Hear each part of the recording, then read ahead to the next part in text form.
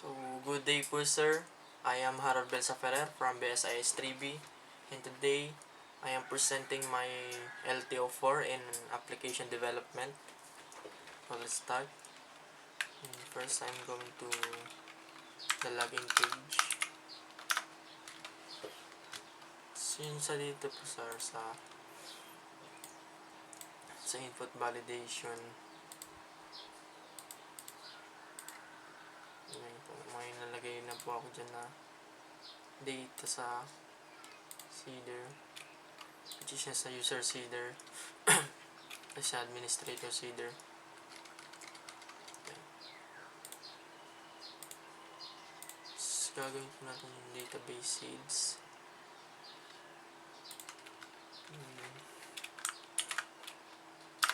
Seeder. Tapos yung sa administrator seeder.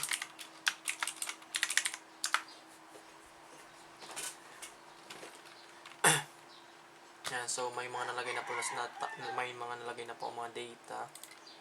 Unahin po natin sa user seeder, gamitin po natin itong account ko.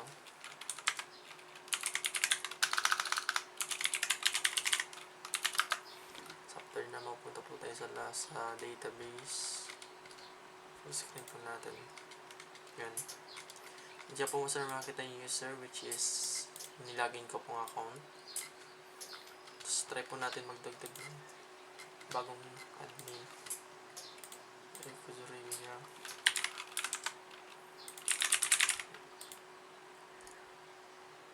Success. Tapos try po natin siyang i-edit.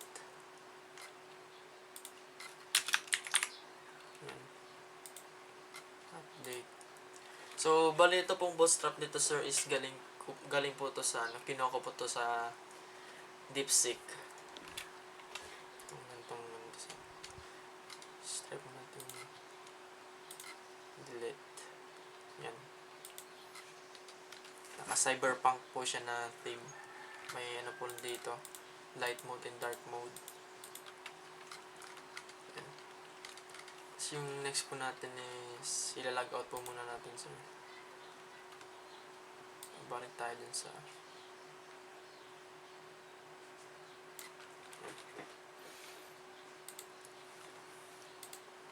next po is yung sa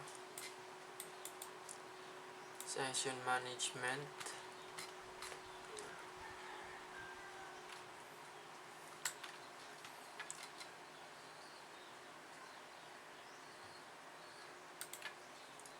Ito po siya sa route sa web.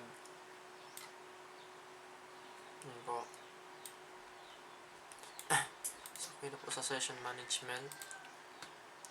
Tapos yung sa Eloquent naman po.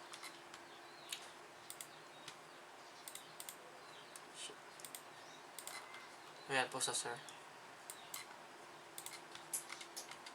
Yan po. Sa Eloquent po.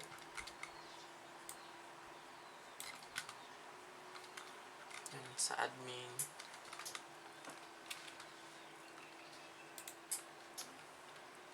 So, yan lang po sir. Thank you po.